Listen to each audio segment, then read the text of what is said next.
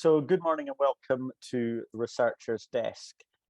Today we have with us Bruce Glavovic, Tim Smith and Ian White from the other side of the world.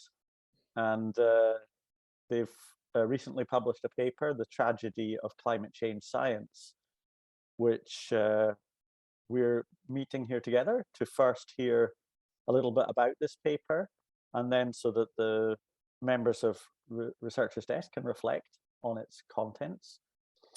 And I'd like to run this session as follows, in that I would first like to invite Bruce, Tim, and Ian, in whichever order, or just one of them, or however they've decided to present the paper for us.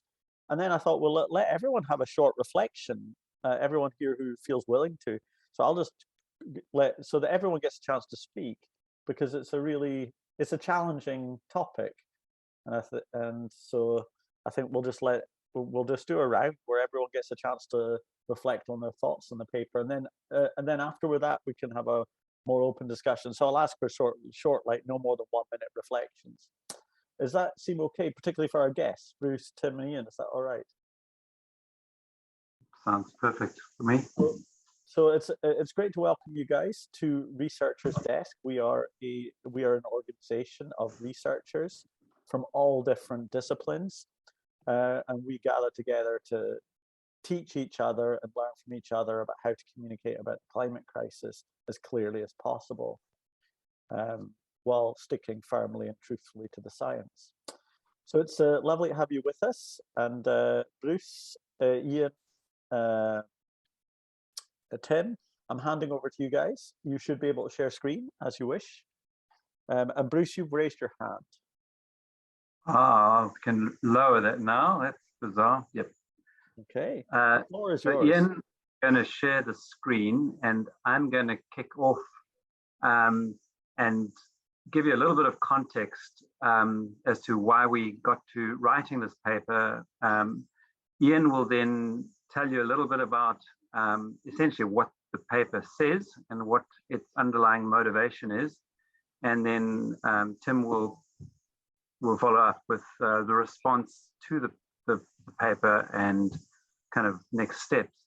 So it's a paper published literally the day before Christmas in Climate and Development, and we then produced a short kind of popular science piece in The Conversation, which is quite a popular science communication medium down in Australasia, and is read around the world. And the Generalist put the title, as you see it, in that Conversation article as such. And I think what you'll see is that a lot of the response initially was around this conversation piece before people had actually engaged with the article itself. So Ian, if you want to just move to the next slide. So this is the setting within which we wrote the paper. Ian and I are based in New Zealand, and Tim is based in Australia, but has spent a lot of time working and staying in New Zealand, and we have collaborated with each other in various ways over many years. And so we met in this place called Tairua in the Coromandel Peninsula, which is near Auckland, the main city, and it's a popular holiday destination, but there's also an important local community, including local Maori, the indigenous people of this land, in this coastal setting. We met to continue what we do, which has been to work with local communities to address real concerns. And when we met, we were intending to develop a collaborative research project that we could pursue. And as we got into the conversation, we reflected on, despite our local efforts and the efforts of local communities, often it's global trends, whether it's in biodiversity loss or climate change, that thwart these efforts. And so we asked ourselves whether yet another research project, well-intentioned, would really make any difference. And in part, that's because our work has been at the interface of science and policy. I've worked in policy as a government official and as a policy advisor for close to half of my career. So I've had that exposure and experience, and both Iain and Tim have a lot of experience working at this interface. So we don't have naive framings of this complex interface, but we really reflected hard on what our contribution and responsibility is. And when we did that, we got to this point where we recognized the tragedy of climate change science, not anything other than the tragedy being the compulsion to continue to do this applied research with communities with the best of intentions, despite the trends going in an adverse direction. And our hope for change, whether it's Obama, only to be dashed by Trump, and then risen again with Biden, for example, is a very seductive reality. So we decided, rather than starting yet another research project, we would write this paper. And we literally wrote it quite quickly back in February, March 2020. Over to you, Iain. Okay. Thanks for that scene setting, Bruce, and thanks to everyone for inviting us here to speak to you all today. It's been a paper that's generated a reaction, but a lot of it has been about the headlines rather than our key messages. So it's really good that we've got a forum with space to talk about our motivations and what we're thinking. So I'll now draw a little bit more on the paper, but I think this slide sums up a lot of the headspace for me. I was born when the global average atmospheric CO2 level was 329. It's my new go-to if anyone else my age. In 1988, James Hansen testified to the US Congress and this famous testimony now that the greenhouse effect has been detected, it's changing our climate now. Later that year, the IPCC was established, and 2 years later, in 1990, we had the first report. By that time, the level had risen to 351 parts per million. I was still at secondary school. I hadn't yet know what my future might entail. We then go through the various reports that have been produced over time, the various COPs that have happened. We've just recently had COP26, and there's just a real consistent upward trend. And we know, due to the lags in the system, that this is going to carry on. And so the reality is that despite our amazing scientific efforts, the emissions curve has just not bent. I mean, there's no two ways about it. And it looks like it won't bend before, I know, all of us retire, unless there's some particularly young people on the call too, due to the lag in the climate system and the progress so far. So there's two stats which I think are really important to pull out here. The first is that despite this amazing scientific knowledge we've provided, global carbon dioxide emissions are 60% higher today than they were in 1990 when we provided the first authoritative evidence. And the second one is over half emissions of all time have occurred since the IPCC report. These are stats which should give us a call for pause and for introspection around progress and the real difficulties that science has in influencing policy. Which brings us to the main figure on the paper. So we see this as basically around, it's a scientific success.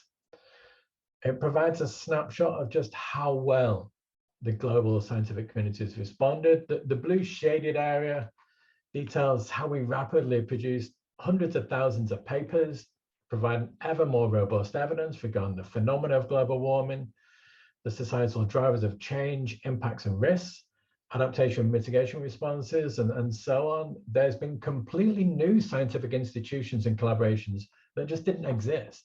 it really is an absolutely incredible response from the scientific community over just a few decades. You then think about, well, how has politics responded, which is the bottom bit of this. And this is just some of the major international agreements and global agreements, which are almost always claimed to be a huge success in the wake of their establishment. But you have to look at some of the underlying evidence of trends, and whether it's on our global CO2 levels or biodiversity indicators and so on. And then the last one is, we've tried a lot of things to, we've recognized that politics has resisted some of the science. I always find it difficult to assimilate the messages we've been saying at a national or international level. So a lot of scientists have turned to more direct activism. From James Hansen's original testimony, there's been, he was arrested later on. We now have, I think this is a really important point to make, that we've actually changed how we collaborate and how we communicate science in order to try and have an impact. So social media didn't exist when I started my academic career, and now it's a global, it's a daily occurrence to try and outreach to influence the public and politicians. There was a part of our job that just wasn't there. So scientists have responded incredibly well to the need to communicate science better, because we were told if only we could communicate science better, then maybe that would be part of the problem. So basically what the argument says so far is, we've responded incredibly well to whatever we were asked to do, whether providing the foundational evidence, scientific consensus, doing research differently, or communicating better. And by every measure, I think we've seen an outstanding success. And that, for me, is one of the, I'm just going to quickly run over some key messages of the paper now.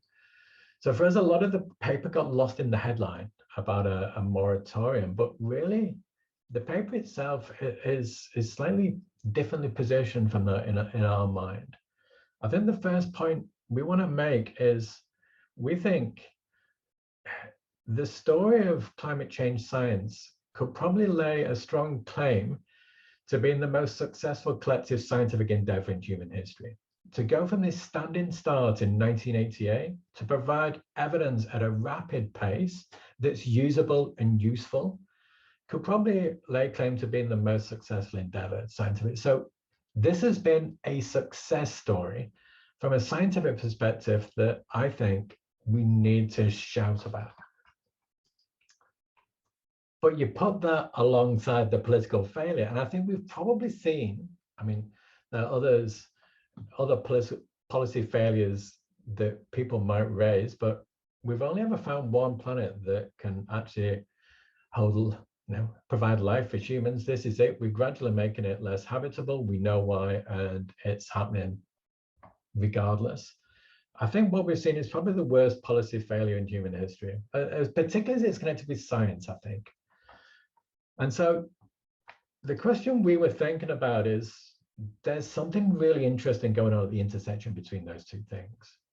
And the paper overall, I would describe it as a call for introspection, a pause and reflection about the outstanding work that the scientific community has done, some of the problems in the politics about accepting those messages, and what that means for us in carrying on doing more of the same, and what are our options. And so later on in the paper, after we established this, we laid out a few options, and none of which are what we'd like to do. Now, this is, we all want to carry on producing science and working with communities, but it's worthwhile having this conversation about what can we, given the urgent timescale, what can we do quickly in order to have the most effective event at the shortest time. And we lay out two options. One's more of the same. One's a big shift to activism or social science research, and the other one is a method really to draw attention to the broken politics. And it's saying, look, we think you've got enough information. And it's another powerful way to repoliticize something which keeps getting depoliticized. And so our final thought before I hand over to Tim is this is a provocation, it's a thought piece. It's making a claim to try and call for introspection. And we understand completely if others have different thoughts. But the question we pose back to you is, if you don't think we've acted at the urgency and scale required, what do you think our options are? What are our other options, and how can we progress things? Because time is now urgent. Okay, Tim. Thanks, Ian. Look, obviously, this is a very controversial paper. You know, we outlined two options, as Ian said, that are untenable, and one that is very unpalatable. You know, obviously, the things that we're talking about really go to the heart of what it is that we all do. You know, and a lot of our identity is caught up in you know, our roles, our jobs, and you know, we're not merchant bankers, any of us. We're all wanting to make a positive change to the world. And so it was interesting. I mean, like Ian said, we really thought that as a community, we need to have this discussion about what it is that we do collectively. How do we get the impact that we all deserve from our research? Now, we've been really surprised. Ian sent a tweet from in relation to the paper. You know, that's had over 300,000 reads or retweets. It's just gone completely crazy. I mean, we didn't even do a formal press release for the paper. We did the piece in The Conversation, which has had an extra 75,000 impressions, plus of all the other impressions of the other retweets. So we could probably reach an audience of somewhere between 500,000 and 1 million people, which is excellent in terms of getting the discussion going. Now, obviously, it's very controversial. We've had some very negative comments. So, you know, saying it's a silly paper, scientists should just do science, you know, and this is interesting because, you know, people are commenting on the Science Society contract without really looking at the wealth of literature that's there, that exists. You know, that we've had comments about people saying the contract is just that you get paid to do research and you do your research. You know, but obviously we're not going to be doing research on things that are going to be completely detrimental to society and the planet. Science is a value-laden process, you know, and it underpins the Science Society contract. And as Ian said, you know, that a lot of the negative response was in relation to people not reading the paper. You know, we never sought out to blame scientists. And I think this idea of a moratorium just sort of struck a raw nerve. You know, people have been working for a long time on this issue, very passionate. And when you say, well, this is the evidence about the impact, the actual impact of the science in terms of policy and transformational change, you know, people get very defensive about that. But we're not about creating a defensive environment. We really want an open environment. We want introspection. We want critique. We want people to be able to have an open discussion about what we should do collectively as a community. But, you know, in contrast, we've had very positive feedback as well. As you can see here, people, as you said, Alistair, you know, you might not agree with it, but it's certainly made you think. And that's really what we wanted to get across. You know, we think, you know, we really needed to critique the directions we were heading in terms of the science we were doing. So, you know, in the last quote there, desperate times in need of desperate measures. And that's exactly what we were thinking. Now, when we first started getting the tweets and the comments and the conversation, we looked at the paper and it had only been read like about 200 times. And we were thinking, you know, obviously people are commenting on a headline. You know, it's just a knee-jerk reaction through Twitter. And we thought, this is terrible. We don't want to have a conversation through Twitter. We want to have a deep, introspective conversation. And so it's been incredibly encouraging now that the paper's been read over 14,000 times. You know, so, you know, and this is obviously only in about 4.5 weeks. So, you know, we're really pleased that we're starting to generate that discussion, which is the whole point of the paper. It's not about the three of us getting up and saying, this is the only way forward. We would love for people to come up with an alternative to what we've suggested to the moratorium. We can't see another way forward. And we actually see the moratorium as a form of activism. You know, that we actually need to think about how do we actually have impact as a community. So we're sort of questioning, you know, whether we need another AR7. Are we going to have time to wait for another 10 years, another lot of science, another series of COPs where we end up at the same situation and just see CO2 levels continue to rise? So we'd really like to hear your thoughts. We're very happy to have the discussion, and we would love to hear another alternative. We recognise there are obviously issues around political capture and so on of even a moratorium, but we just can't see the point of doing another AR7. We know time is running out. We need urgent transformation. So that's really where we've come to with the paper. So thanks for listening to us, and yeah, it'd be good to have a discussion. Thanks.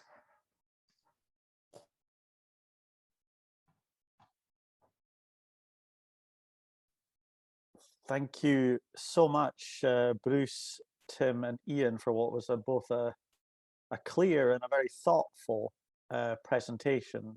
It was very humble, and I really like that I really like the how you're recognizing the challenging you're putting out to the community and approaching it in such an open way. What we're going to do now, this might seem odd for you, Bruce, Tim, and Iain, is we're going to do a short reflection, and that everyone, I'm going to now ask the audience each to take a maximum of 1 minute, preferably shorter, to give their spontaneous reflection on the paper. And I'm going to ask the three of you not to respond, to listen to all of the responses, and then we'll move into a discussion after that. Sometimes the first spontaneous response is one of the most important and most valuable things. So what we hope to do is, from the researcher's desk, give back to you guys a little of the thoughts that you generate. It would be really helpful for me, as I'm going to coordinate this, if everyone will put their videos on, so I can actually, so when I go, so I actually can find you all. So if you would be so kind as to put your video on, that would be helpful.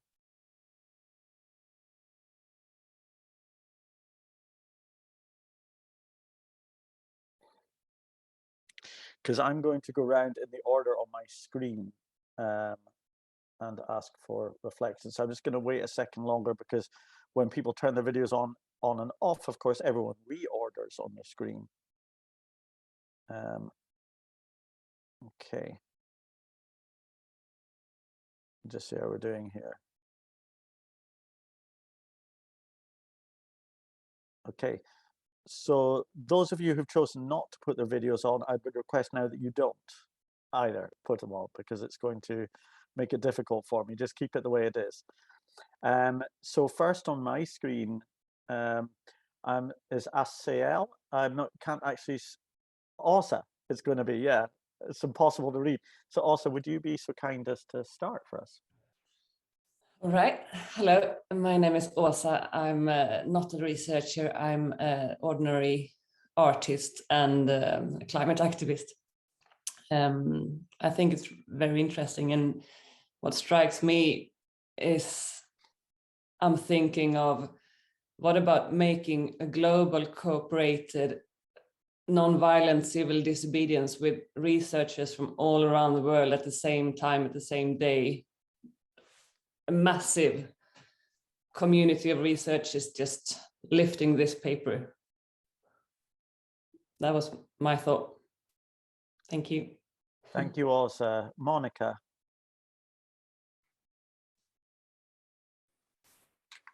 I read the paper. I didn't understand that what you were asking for was for people to start to think about what might make a difference. And I applaud that idea. And my field happens to be creating conditions for people to think well together. So I would really love that for that to happen. Given where we are now, which is quite different to 1990. And what are the things that are stopping action is what we need to look at. Not what will push for action, but what is stopping, and how do we address that?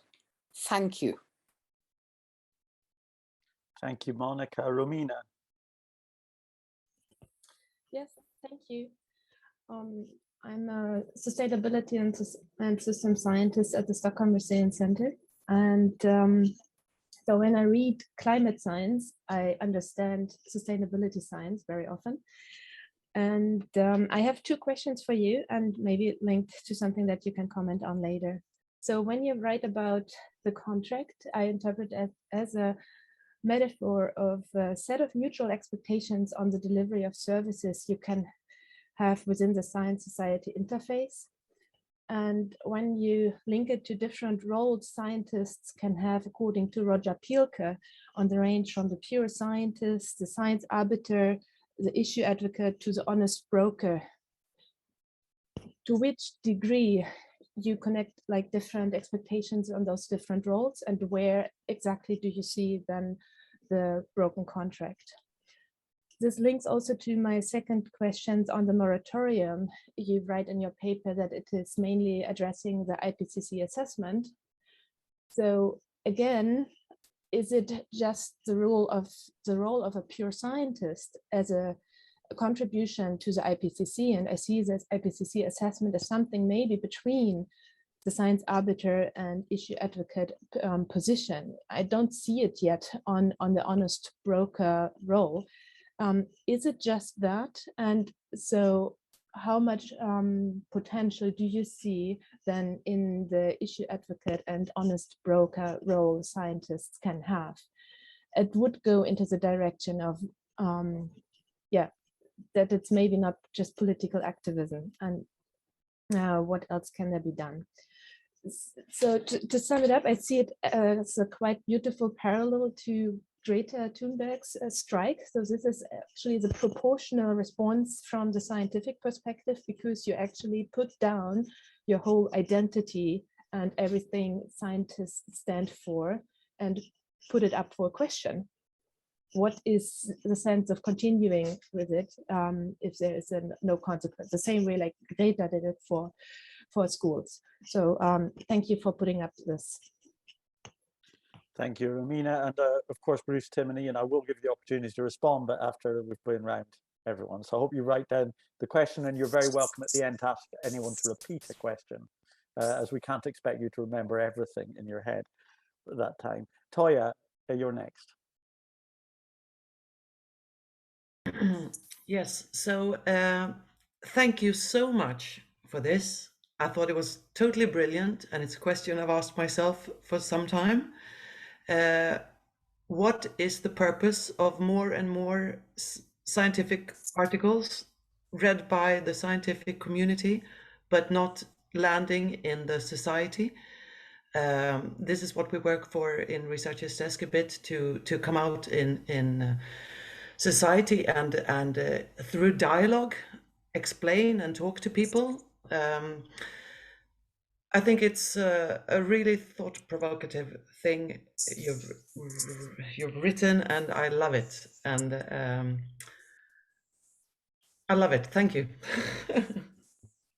Thank you, Toya. Eva. Okay. Hello, good morning. I'm a sustainability consultant, so I'm not a researcher. But I have been thinking a lot and wonder about how the sustainable global, what would the society look like? Maybe there is research about it, but I miss the total system of what would people do during the day? What would the consumption look like? Because even if we got all the energy we need today in a fossil-free, provided fossil-free, we would still chew and eat up the biosphere very quickly. So that's not the solution. So because our land and sea, everything is disappearing under solar panels and windmills and stuff. So it's quite a big question. What is the offer to people in general, and also about politicians who need income and a more stable, perhaps, environment to work in, to be able to, I suppose they have children too and grandchildren, and maybe they actually want a sustainable global planet, but they also want income and power. Well, that's that's what I came up with in a minute. So thank you very much for this paper. Thank you, Eva. Martin. Thank you very much, Martin Hedberg. I'm a meteorologist in Sweden, and I'm in the area between science and communication, you could say. And thank you very much for this thoughtful paper and very thoughtful presentation. And it appeals to me very strongly. And I think what we are asking, or you are asking for, my reflection is that we need a stronger link between science and politics, business, culture. So that feedback is missing, and humanity didn't sort of need it before because we could just keep on going and evolving. But we've come to that kind of crossroad or slippery slope where if we don't get that stronger feedback loop based on science and knowledge, to the best of our knowledge, evolution will have a stop. Thank you very much. Thank you, Martin. Sasha. Yeah, hi everyone. Thanks for the paper. I really appreciated it. My name's Sasha Kwa and I'm a research assistant. So I'm very much considering, do I want to be a scientist actually, or am I better off doing something else? This is very needed, this kind of discussion. Some thoughts on the paper. I noticed activism didn't take up much space in the options. So, and I feel like it's a little bit next to the social science discussion. And I was wondering if that would warrant more discussion, given that, with Extinction Rebellion and scientists, but, there's a bit of a movement towards that. So I thought that's another avenue that is alive in my mind. And the other reflection is that, science isn't just one thing, this. So, and I was wondering, climate science isn't all types of science. So should we focus more on those science areas of science that point towards the barriers to change and what change we need, essentially. So that's my thought. But thanks again for your contribution to the discussion. Really appreciate it. Thank you, Sasha. Jennifer. Yeah, try to structure my thoughts in myself. I work on post-growth economic model for the economy. And Jennifer, you're breaking. Jennifer, if you can stop, you're breaking up. Can you do something other than use a headphone mic? Yes. Okay. Yeah, the headphone mic sucks. Sorry about that. So, can you hear me better now? I'm an ecological economist working on post-growth economic models, and I appreciate the sentiment of where the paper came from. But I feel like it's sort of I don't remember if you say it so in one sentence, but it's sort of like the social science part of this is settled. We know what the causes of climate change are, and I would disagree with that. I would say that's still a very controversial topic. When we talk about economic growth, for instance, which is an inherent assumption in most of the integrated assessment models that generate climate mitigation scenarios, then that's assuming that economic growth is fine and completely aligned with mitigating climate change and having a sustainable future, and it's clearly not. There's no evidence. That's pie in the sky fairy tale, believe me, So I think one of the main things that you can do as climate scientists is start generating post-growth mitigation scenarios and start working with alternative economic models, because it's the economy that is driving all of this. And of course, that's underpinned by cultural values and social beliefs. But the more that we can get climate science on board with post-growth, degrowth thinking, the more we can move society as a whole in that direction. Thank you, Jennifer. Alexander. Yeah, good morning, and thanks a lot for both the paper and the presentation. Two thoughts come to mind. One is the lack of what I've called in other contexts, the Earth systems generalist. So basically the role between the fundamental science, the basic science, and policy or strategy, the translator, if you like.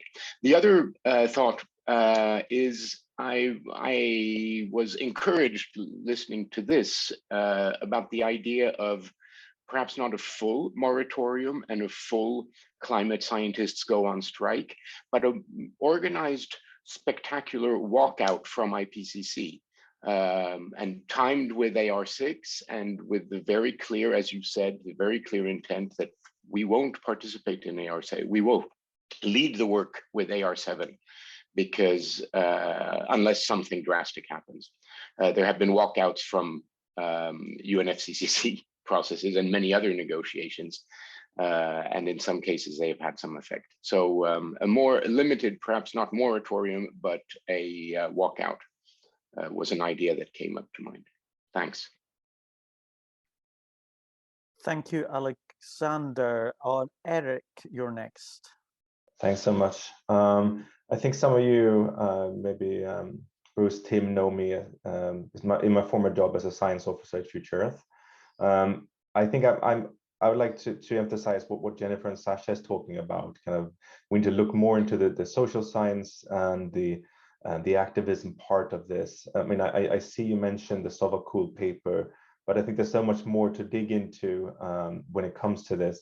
I feel that much of the research that's gone into the IPCC reports feeds very much into the standard narratives, you know, of economic growth, of you know, of a certain way of lifestyles and prosperity. And you can see it very much in the scenarios, you know, where we don't do a lot of mitigation, we just do a lot of negative emissions very late, etc. So I think that we need to be a little bit self-critical about the research that's been done.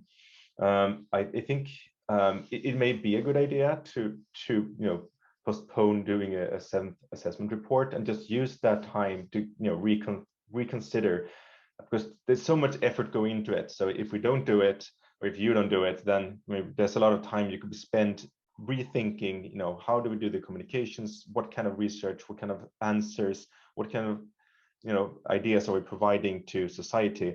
I don't think it would have a huge impact. I mean, this kind of walkouts or strikes or moratoriums won't have a huge impact on society unless you get your colleagues in meteorology to do the same. I mean, many researchers share the same institutions with people who do the weather forecasts. If they go on strike, then that will have an impact.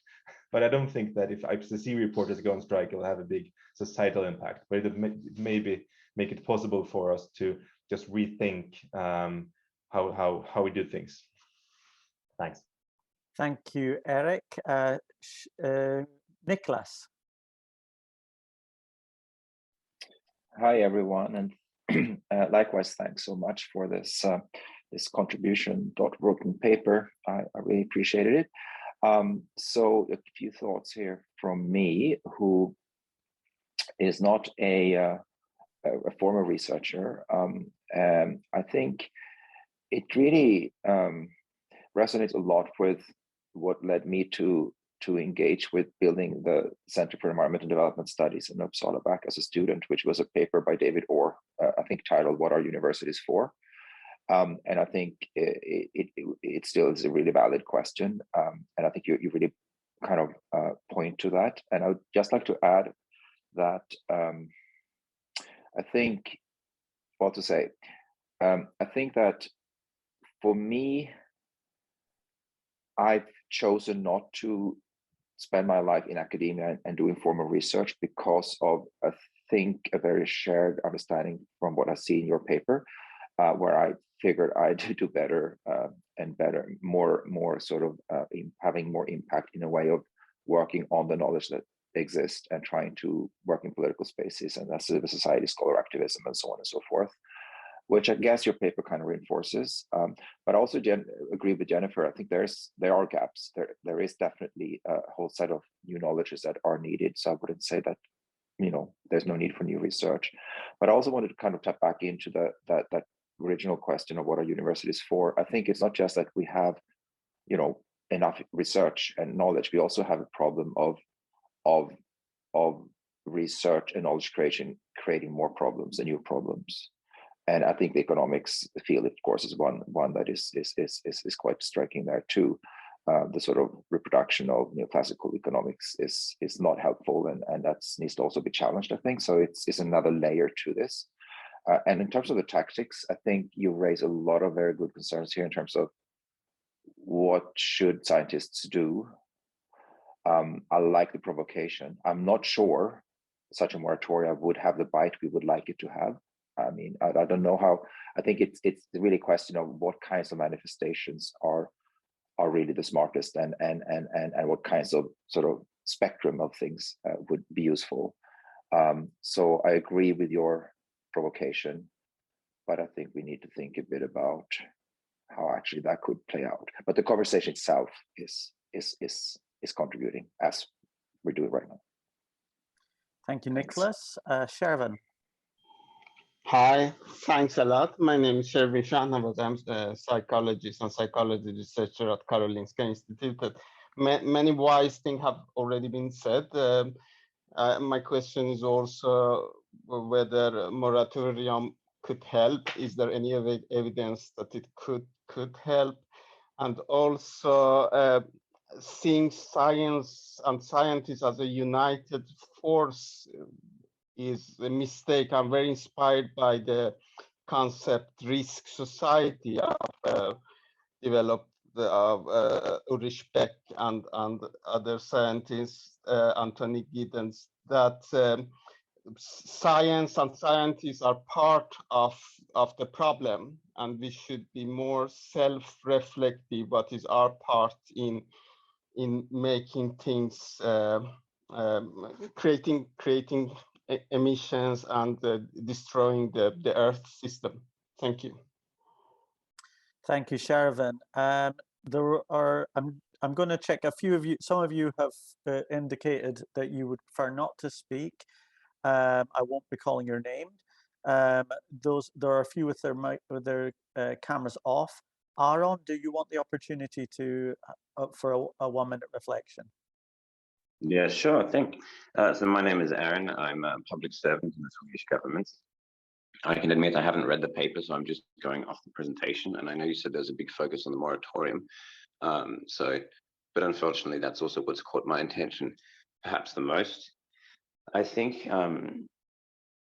it's a very sane thing to not continue doing the same things when you realize that the solutions aren't,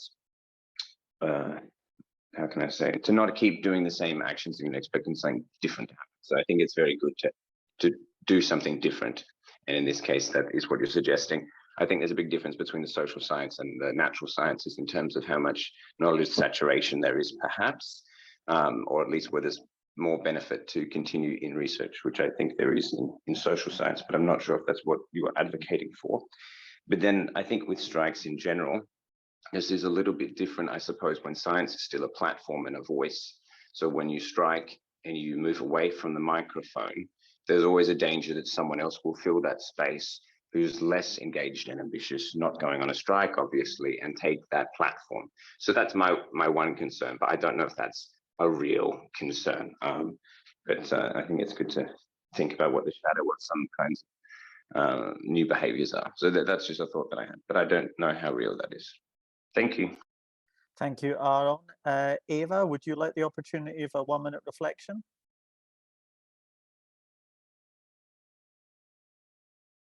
No response from Eva. Gabriella, would you like her?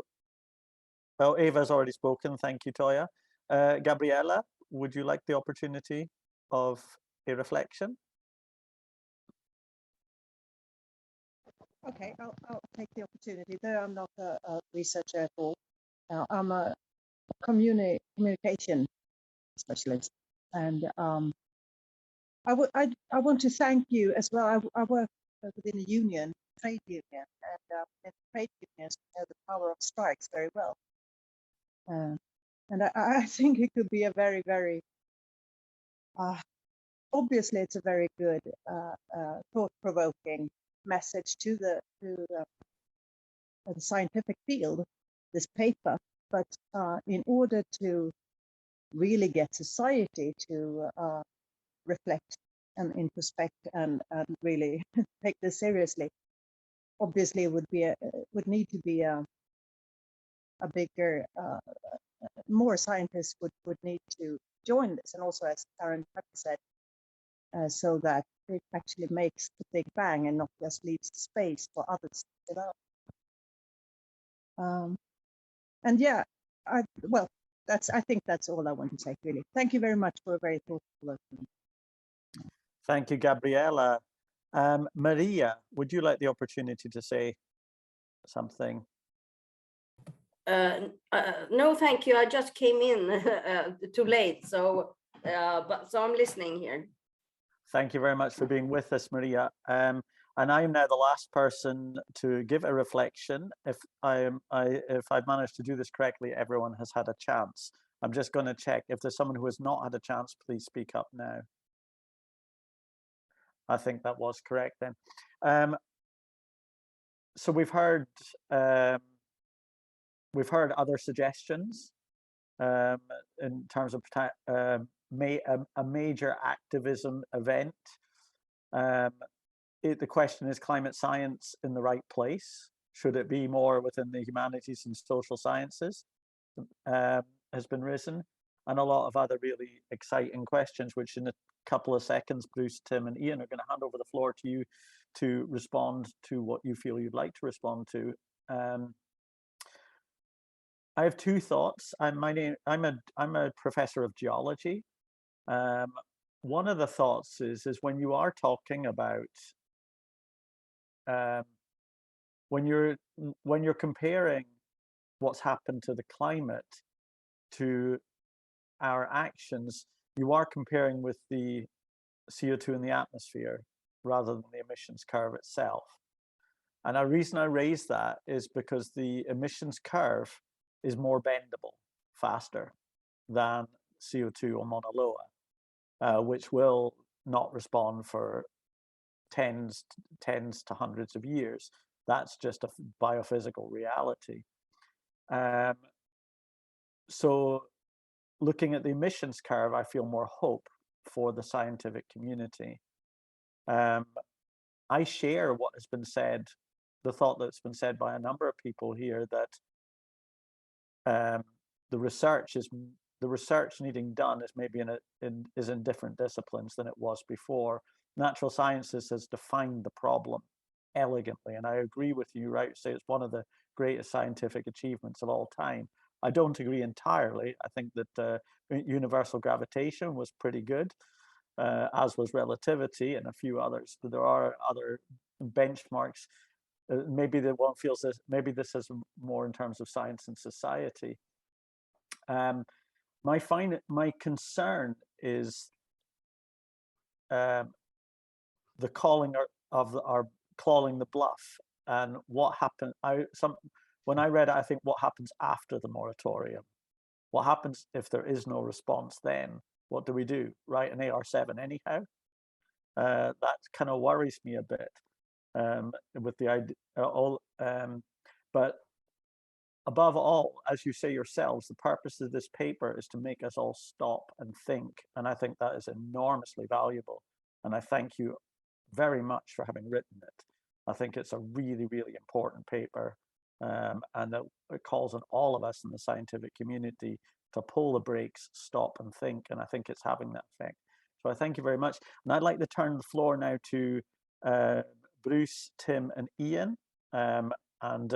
You take the floor as long as you want. And then if there's time afterwards, I'll open for other questions. Well, thank you so much. I'll kick things off, and then Iain and Tim will build on my comments, and we'll probably just deal with this very organically. What a rich set of responses, reflections, concerns, observations, experiences, many of which we share, and some really good insights. Maybe I'll suggest starting with just a couple of clarifications about how we frame science, what we mean by that, and how we frame the science society contract. Picks up a bit about the roles. I use that word deliberately in the plural, of scientists, and then to kind of progress through some of those things. So maybe rather than trying to give you an answer for every question, which of course I'm highly able to do, that would be the height of arrogance and stupidity, actually. There's so many questions that will take a lifetime to continue exploring and probably get closer to answers rather than answering that have been raised. But I think importantly to understand where we're coming from. And the three of us are essentially trained in multidisciplinary domains, from economics through planning, through environmental science, through coastal management, integrated studies. We work in interdisciplinary and transdisciplinary teams. We work with creative artists, with activists, with engineers, architects, physicists, economists of all shades and shapes. My undergraduate training was in economics, as just illustrative. Anyway, so when we talk about climate change science, we really mean that encompassing kind of formal way of making sense of the world around us across all those disciplines, going beyond science and social science in terms of the natural and social sciences to include the humanities. And as an observation, the IPCC has increasingly moved in the direction of including people beyond physical science, which, as you will know, the way the IPCC is structured, Working Group 1 deals with the physical science of climate change. Working Group 2, primarily social scientists, economists, psychologists, sociologists, philosophers, and others, focus on adaptation, impacts, and vulnerability. And Working Group 3 focuses on mitigation. So when we talk about the broken science society contract, we're talking about a contract that is not a simple legal contract. It's metaphorical in the sense of the relationship and responsibility between science, which is, broadly speaking, in the terms I described, largely publicly funded. And I'm not going to get into a debate about all the money and funding that goes into defense and private sector type of research. I'm talking here about publicly funded kind of university-based research. And in return for that public funding, our call is to be independent, critical voices in many different ways to help society navigate, understand, and begin to make sense and address these societal problems. And we use climate change as an exemplar quite deliberately, mindful of its interconnectedness with all sorts of other global perils and crises, from biodiversity loss through to poverty, injustice, inhumane treatment of people, and so on. And why the science society contract is so viscerally broken with respect to climate change science, and what is distinctive about the IPCC, even though a lot of the initial work was focused more on the physical science side of things, but has always been policy facing. And it is policy facing in that it is a relationship between governments and science to develop understanding, to synthesize and assess the body of peer-reviewed science to inform policy making. So it's a very real manifestation of that science society contract. And the fact that despite 4 decades of this work, chiefly represented by this institution that was created to bridge the science policy gap, the fundamental failure to bend the emissions curve, let alone the greenhouse gas, let alone the temperatures, we really have a fundamental break, and both parties are responsible. And so our question really is to the broadest array of scientists across all disciplines, across all roles, from blue sky kind of science through to brokers of truth or speakers of truth and more activist science. So I think that will kind of give you a sense of where we're coming from in terms of that nature of that interface. I don't know, Tim and Iain, do you want to comment on what for me is a kind of point of departure and clarifying our framing, and perhaps you've got other observations relevant to that? I'll just say some general things around the political nature of science. It is, you know, the objective pursuit of truth or facts is, it's an aim. It's not actually what happens in a lot of cases because of the political nature that science is funded and put together. So a really good example is what I call the grand challenges, and a lot of national governments have them. They'll say, here are 10 major thematic challenges for us to address, but they tend to set the framing of the problem, and you need to adhere to the framing of the problem to participate and bid. And it's just one example about how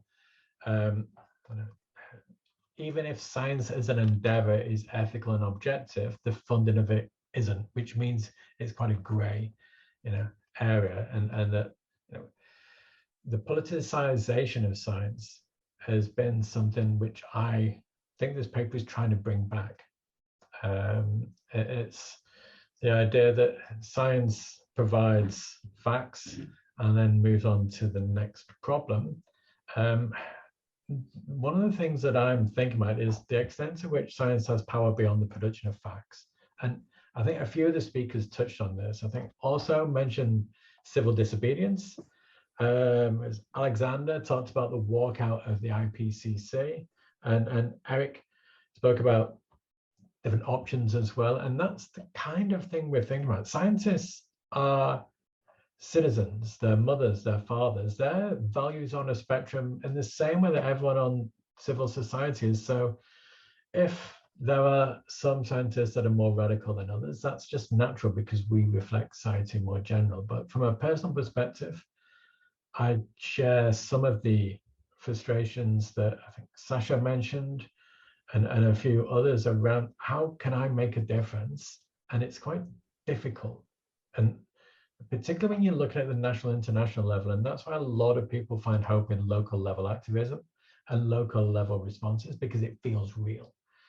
And so those are just some general points about the science society concept. But overall, I really, really appreciated the reflection. I thought it was absolutely fantastic. I love the fact that everyone's coming at it from their own angle, because the way I think about this is climate change.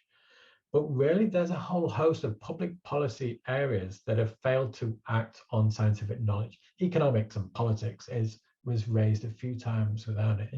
We know there are different models available on how to structure economies. We know GDP is a really poor indicator, but it structures our spending. And so the question we keep coming back to is, what extent is this a deficit? Or is this a failure to act on what they already know? If it's a deficit, then science still goes ahead. It provides stuff. But if it's a failure to act on what we already know, then that opens up the more political spaces of science and scientists to try something else, to try and get action. And I'll stop there before I use up all the time and hand over to Tim for a few reflections. Thanks, Iain. And look, I'd just like to echo Bruce and Iain. It's been excellent discussion and debate. And, I think these forums are fantastic. And that's why I suppose we made the point about, not wanting to have the discussion in the Twitterverse, with that you really need these deep discussions, I think. And so it's yeah, thank you all for that. I mean, I've looked at the comment chat and I've been listening, and I've basically broken, I think, the discussion into 4 sort of segments. One's on the role of researchers and activists. Second is about the moratorium and the effectiveness of that. Third, what is needed for change, and fourth, what does a sustainable future look like, right? So I'm going to respond to each of those, sort of building on what Bruce and Iain have said. But I think, first of all, in relation to the role of researchers and activists, Romina made the point about, you know, what is the role of a researcher, and you know, has the typology of researcher changed, or is one more relevant than the other? Well, I'd say that what we've tried to do in the paper is to show that science as usual isn't working, and that we need a different approach to science, and we need to have that discussion as a community. That I think we've really taken this perspective where we see the moratorium as a form of activism, and we actually think that we're morally bound as researchers to have action. You know, I think that we really need to be thinking about what our duty is to society and the planet, and how do we best fulfill that role. So, you know, in terms of Sasha's point around activism, warranting more discussion, that's exactly what we were trying to get to. You know, we've had lots of academics leave academia, and some here, because they're looking for alternative ways to have impact. And you know, there was a story recent, former Dean of Law at Flinders University in Australia left academia to join Extinction Rebellion. You know, it's just one of many, many, many stories. So I think, you know, we need to rethink the science community's role and think that it's not wrong for us to be activists. Science is a value-laden process, and we need to recognise that. You know, I think in terms of Jennifer's comments about the post-growth, degrowth models that should be driving it, sure, totally agree. But we also need to assume that the growth, you know, under the status quo will continue, and that's what we're dealing with. You know, so, but I certainly agree that that's one area that we could look at, and that should be modelled. You know, and we need to show the pathway forward. I totally agree. So the alternative measures, I think, are very important. Now, in terms of the moratorium, yeah, look, there's lots of different angles on this, and you know, whether it's a broad strike or just in relation to IPCC walkout or whatever, you know. And Alistair, you said, well, what if there's no response to the moratorium? Well, what if there is a response?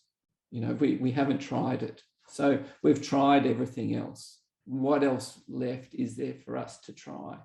You know, and that's what we're trying to say in the paper. What else can we do? You know, what are our options? And that's why I said, you know, we would love someone to come up with an alternative option to get change. I'm very cynical of governments. I'm an eco-anarchist. I don't believe in governments. I think governments are set up to protect the interests of the power elite. That's why I think governments exist, right? So, you know, I'm very cynical of governments. And this whole, I think, Martin, you mentioned about this feedback missing, and that we need a stronger feedback loop between science, business, community, government. You know, we've been trying that for decades. You know, governments aren't naive. You know, they've got particular interests. Big business runs a lot of government, you know, and I think that's the reality that we face. I'm probably more cynical than most.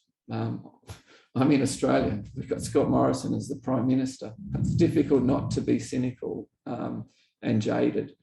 But, you know, I think even the idea of a translator, a generalist, I think that sort of, even that misses, you know, the reality of the political landscape that we're in, and what interests governments actually serve, you know. So, you know, in every country, it's always Treasury finance, you know, that are the centre powerful ministry. You know, you don't have environment as a powerful ministry in any country. You know, so I think we just need to be very realistic about what drives government and why it actually exists. You know, this idea that representative democracy acts in the interests of the population of the nation state that it represents is absurd. It never has. Others might disagree with me, but that's my very strong view on the matter. You know, in terms of what a sustainable future looks like, there's been lots done on this, you know, and I think actually we also make the point in the paper that, you know, is there a need for even more social science? The three of us are social scientists, you know, and we don't think that our research should be privileged over biophysical research. We know what the problems are. There's been plenty documented on what the problems are and what we need to do to overcome them. So I don't know. Maybe we're at the same point as a biophysical research. Certainly, there's been an order of magnitude more financial investment in the biophysical sciences. But I don't think that the social sciences is at a lower level of evolution in its thinking about trying to understand the problems of why this isn't working. And there's also been lots done on what a sustainable future looks like. You know, there's just reams and reams of this. There's been countless workshops. There's been so many reports. There's been so many things about indicators of what it should look like. You know, at the end of the day, you know, I think Eva sort of made the point about, you know, consumption, you know, what should we be doing? Again, you know, the government set the rules that we live by in society. And I think that's why we've really tried to target governments in the paper. You know, we could have easily said, you know, business needs to do something about this. But, you know, really, like I look at the situation in Australia, but, you know, we have tax incentives to pollute. You know, that's a rule that's been set up by government. You can claim deductions, tax deductions for polluting. You know, it's ridiculous. So, you know, I think we just need to think about, you know, where it is that we can have the biggest impact the most quickly, and that's in terms of the people that set the rules, which is government. And so that's really been the focus. We do try to work at the interface of society, business, and government. We recognise everyone's got a role to play, but we thought, you know, we just can't muck around. We've been working on these partnerships for decades. You know, we're not in no better situation than we were 30 years ago. So we just need to think about, you know, where is it we can have the most traction. So look, at the end of the day, it's been a really stimulating debate. And that's exactly what we were setting out to achieve, you know, that we just want people to start thinking about this. How do we respond as a science community to this challenge that we're facing? So yeah, that's really all I've got to say, but thanks very much. It's been a really stimulating, interesting discussion. Thanks. Thank you, Tim, Ian, and Bruce, for reflecting back on the reflections from the members of Researchers' Desk. We have 20 minutes left until we close this session, and this is an opportunity for to ask specific questions. I'm sorry if you have put questions in the chat. It has scrolled so far into the distant Zoom past that I'm not going to go back to the chat now. So this is a clean slate. So either indicate in the chat that you wish to say something, or I would actually prefer if you put up your hand and speak yourself. While we're waiting for questions, I'll start. I wonder if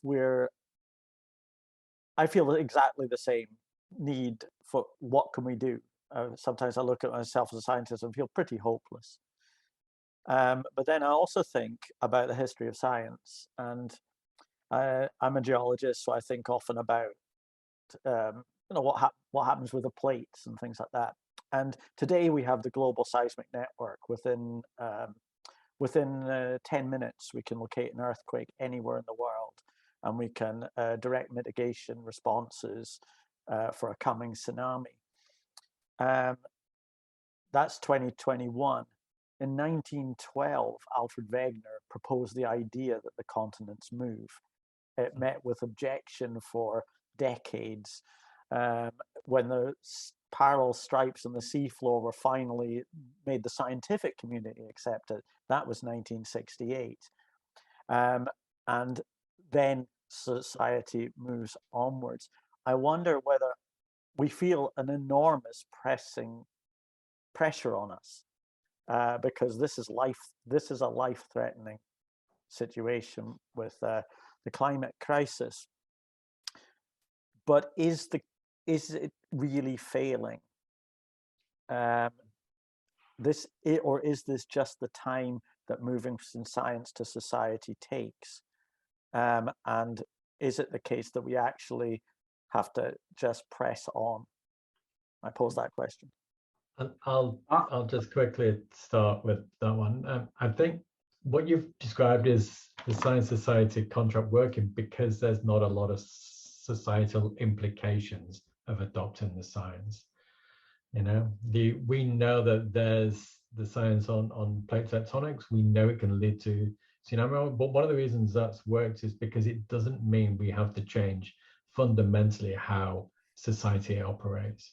And so there are certain parts where the science society operate can function well. And this links to some of the wider discussion around economic interests and power and those things which have come up with the chat and degrowth. I think I wanted to flag up one thing which I didn't get around to before, which is I think in some areas the science society contract is functioning really well. But in this one, I think as a scientist, you look at evidence and you reflect on evidence, and it feels like it hasn't. And I don't think that's a controversial view. There was a paper in Nature at the end of last year, which did a survey of all the IPCC authors, and it asked them how warm do they think it's going to get by the end of the century. And 60% of IPCC authors said at least 3 degrees. And that is not due to a lack of scientific knowledge, it's due to a lack of faith in political action. And I think that's all, when you strip away the paper, that's all it's trying to do. I was saying this paper could have been written any time over the last 10 years, maybe even 15, 20 years, because we've known there's this impasse. And what we're trying to do is provide a new spin to an age-old problem, which is political inaction, which just slides under the radar. And the attempt is just to bring it back into view by thinking about what is the role of the scientists in helping that happen. Just to add to what Iain is saying, and to go back, I was in my mind, I was keen to just kind of clarify the points of departure and our framing so that there was shared understanding about that and sort of delve into different aspects. And I think Tim did a really good summary of the kind of one way of clustering the comments. I think your question is a good question, but again, I think the climate crisis, as you yourself described, is a very appropriate kind of counter narrative to that. And if you follow IPCC findings, and the reason I emphasize IPCC, because it's an organized, systematic assessment of the body of science with a level of peer review and critical reflection largely unparalleled. I'm not aware of any comparable scientific endeavor in recent human history that can come close to the level of scrutiny. What that body of evidence shows is that, to use a non-scientific framing, dangerous climate change is on us unless action is taken to use mitigation measures to stem global warming. And we've got essentially 1 to 2 decades to really turn the ship around. And COP26 is just another example. Bear in mind, we wrote this paper before COP26 came out, long before it came out. And if anything, we had this sort of extra addition to the title when we first framed the article of the tragedy of climate change research and the seduction of hope. And this is what, there's this constant set of expectations and hopes that the next agreement is going to provide a solution, but we actually have run out of time. And the reason the IPCC is a good example and potentially could be impactful, the concerns that a number have expressed about whether a moratorium would have any impact, is that it represents a partnership unparalleled between science and government around a critical societal issue. So if the scientific community were to walk away from the next assessment report, it would leave a really sharp and harsh spotlight on governments and politicians that would, I think, inflame and underscore the many areas of activism in civil society, many efforts in the private sector as well, that would be really beneficial. So, we've got to get to the point where a robust debate, deliberation, and reflection takes place, not only amongst climate scientists, but amongst the whole array of disciplines and research that is geared towards addressing what are these intersecting global crises where time is of the essence. Alistair, I'll be very, very short. My response to your question is, how many more cops do we need? You know, we've had 26, you know, so I mean, a slow burn in uptake, you know, I think I just don't know, you know, we haven't seen the transformation we need. And we've just used climate change, I think, as Bruce said, as just an exemplar, but it's many sustainability challenges that are wicked problems. They're just difficult. They're unpalatable. There's a lot of vested interest tied up in them. You know, there's this just deep inertia. People don't want to change, and it's yeah. I don't know. How many more cops do you think we should allow? That's my question back to you. Thank you. And because I'm the host, I don't have to answer it. I will if there's no more questions, but I want to actually give the opportunity for others to ask questions first. And just seeing if we got anyone raising their hand. Yes, we do. Romina. Well, half question and suggestion as it used to come in those discussions. So how many more contracts do we maybe need to break in order to make the moratorium visible and also engage the larger society, that is not just a scientific driven agenda, but showing that there are actually already groups. I'm thinking of the Transition Town movement or some activist groups that see what can the sustainable lifestyle actually be, and they practice it. So showing we are not starting from zero. We are not talking about destroying everything we have, but about a deliberate breaking down what's hurting humanity, Earth's system, and rebuilding what we can instead, and that there are options. So Martin mentioned earlier that it is not just a society as a big bubble, but we can differentiate between the policy arena, between business and culture, and try to engage with all those differently. What are the contracts in between and all the expectations? And then the scientists are maybe just the bystanders of some more visible and powerful actors that we can remind about how do we actually share the responsibilities and redo our contracts to a degree. Ramin, I don't think, totally agree with you, right? So I think that and we didn't mean to say that there aren't amazing things going on. And I think, you know, when Bruce first started speaking, he was saying, you know, we work with these amazing groups. They're all committed to action, and you know, transition towns, various permaculture movements, there's all sorts of grassroots initiatives where people are doing incredible things. And I think it was our frustration of trying to support those initiatives.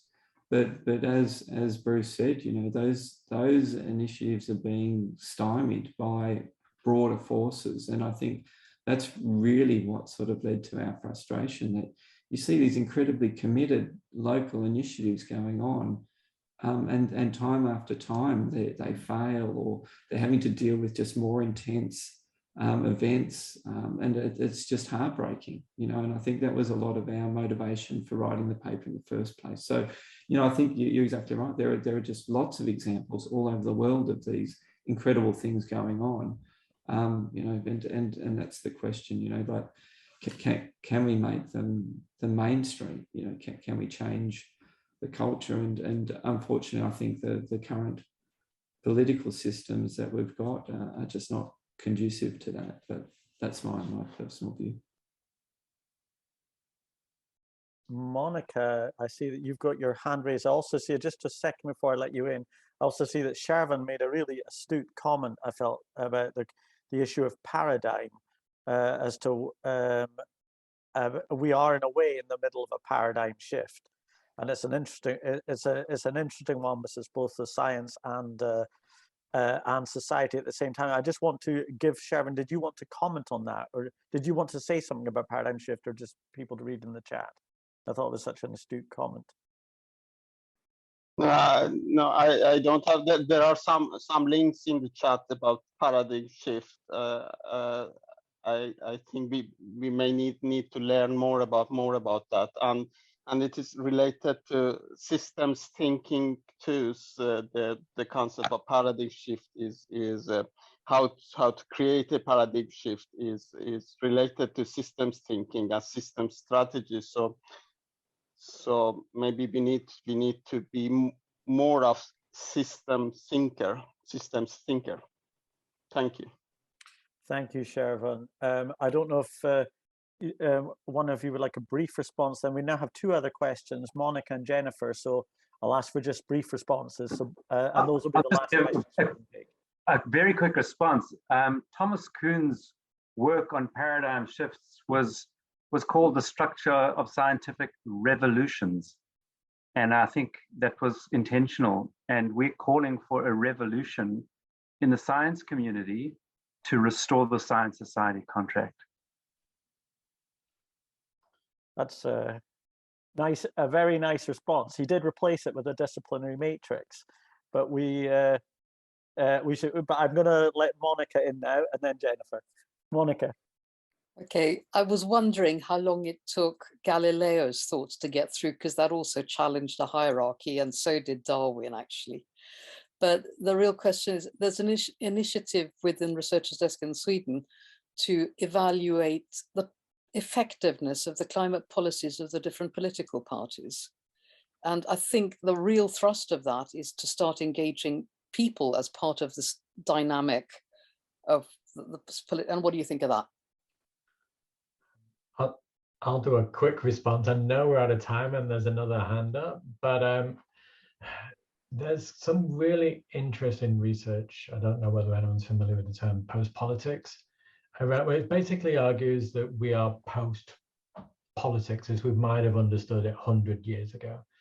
And the fact that there's, in simple terms, there's not a lot of difference between political parties. How much choice do we have offer between viable political parties? So in New Zealand, we've got the more left-leaning party at the moment with Jacinda Ardern, and emissions go up. We could vote for the more right-leaning party and emissions go up. The Greens are marginal, and we have a structure of government where they can't get much power. And so thinking around this, if we measure political response to it, I don't think it will show much other than there's not a lot of difference. And that speaks of why is that not different? And that's a real question. And it's about the nature of politics and the influence of politics with business and power and capital and all those kind of things. But yeah, some great questions coming in. Thank you, Iain. I'm going to move on to Jennifer. You get the last question of this session. Please keep it brief.